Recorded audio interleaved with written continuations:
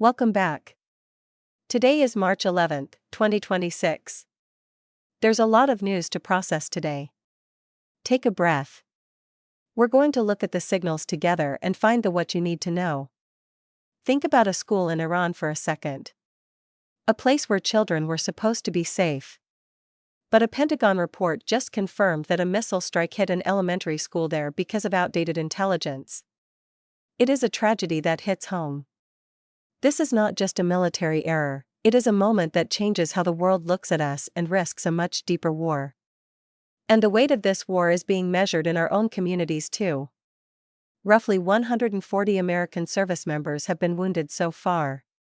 Think about those families tonight, the ones sitting by hospital beds or waiting for a phone call that says their loved one is okay.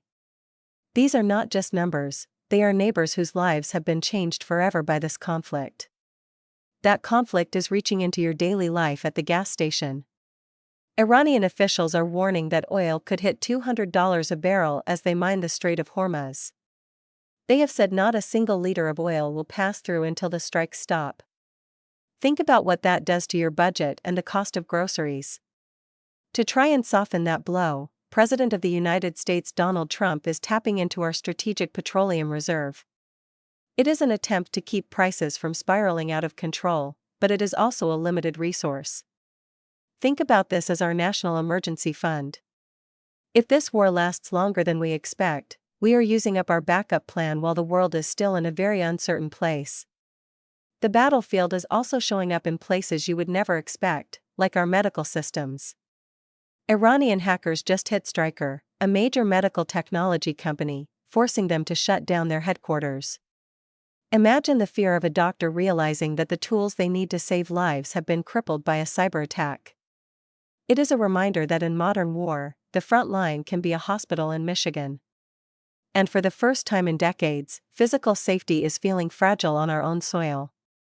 The FBI issued a memo warning about potential drone attacks in California as a form of retaliation. Even if the risk feels distant, the idea of foreign drones in American skies is a new kind of anxiety to carry. It brings the reality of the war right to our own neighborhoods. This fear is fueling a desperate race for better technology, but it is causing friction between the government and our biggest companies. Microsoft is taking the Pentagon to court over the removal of AI technology from military systems. It is an arms race for the 21st century, and we are seeing the relationship between big tech and national defense start to fracture at the worst time. While we fight over tech, our friends in Europe are making a massive pivot in how they stay powered. The European Union is now admitting that cutting back on nuclear energy was a strategic mistake. They are investing heavily in new reactor technology because they have realized they cannot be held hostage by the volatility of global oil markets.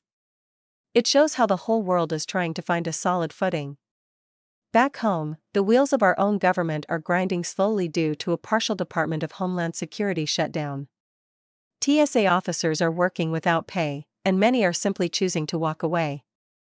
If you have been stuck in an airport line for hours lately, you know exactly how this feels. It is a breakdown of the systems that are supposed to keep us safe and moving. In the halls of power, the rules of the game are being rewritten. Senator John Cornyn is now backing the removal of the filibuster to pass a new voter ID law. This is a huge shift in how our Senate works.